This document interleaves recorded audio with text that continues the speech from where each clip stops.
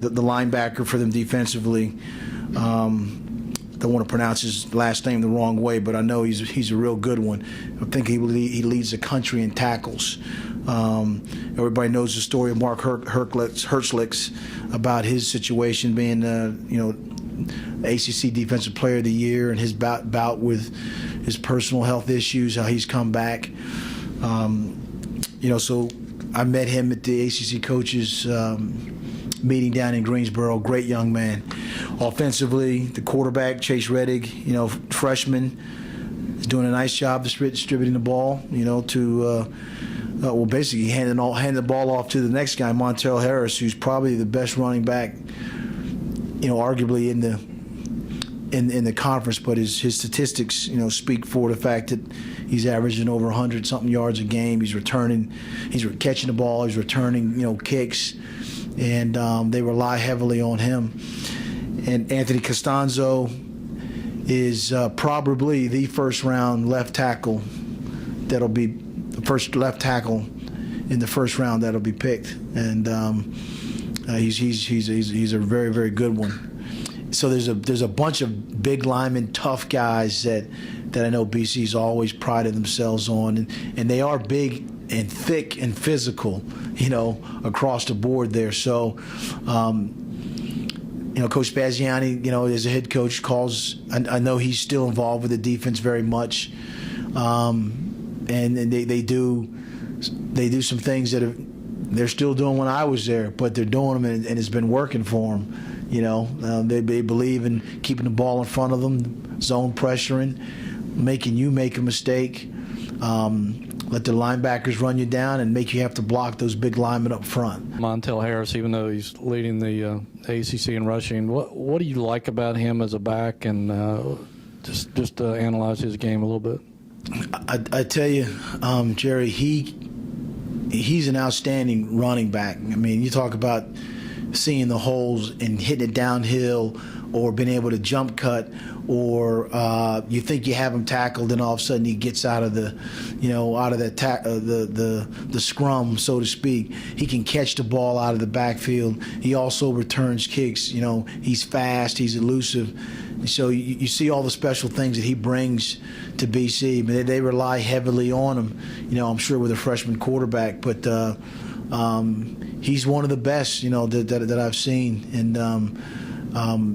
and rightfully so, because the kid plays with passion and energy, all those things that you want your superstar players to have, and he has those things.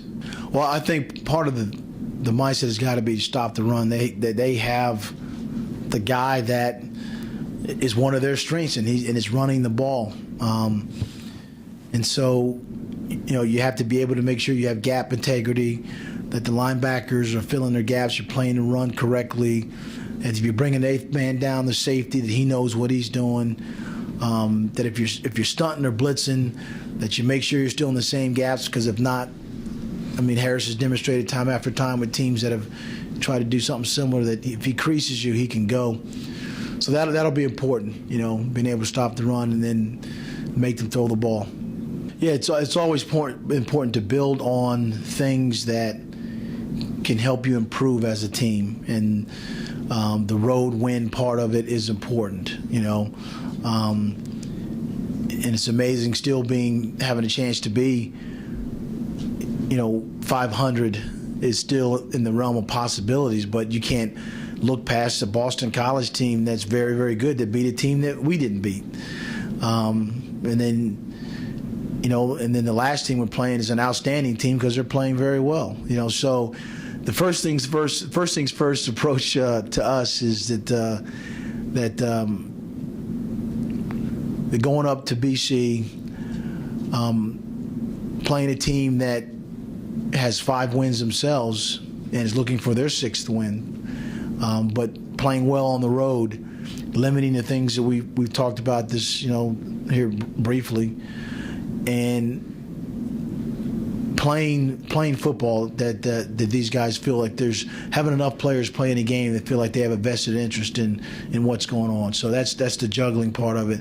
I want to win. but I want to develop players. I want to win the right way. I'm not going to burn red shirts. I'm just going to try to develop guys as we go along. So, we're looking forward towards the trip up there, back up the Chestnut Hill. We had talked about that last night about trying to get more players, more opportunities. And at that portion of the game, Dontrell and Chris Bird were out. Actually, so the next receiver that should have been in the game wasn't Bobby. Bobby ran in there, so he got his rep himself there. And then as the game went on, when Chris and Dontrell came back, and as we got into the fourth quarter and then things got away, we never got a chance to put him back in. But he's one of the guys, as well as Rio Walker on defense, as well as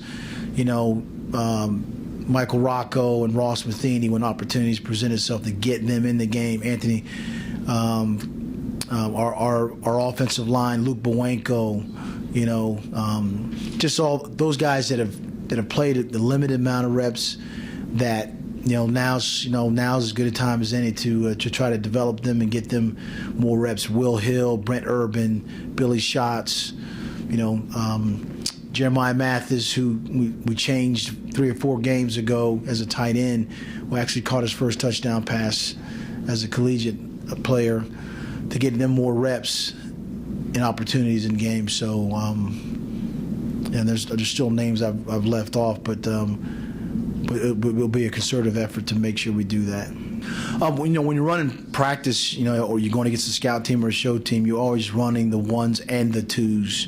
They get the same type of looks and get the opportunities to block the blitzes and the stunts. The same thing on defense, the same type of look. So, because the preparation is such that a number one guy, you're always an injury away. If we're well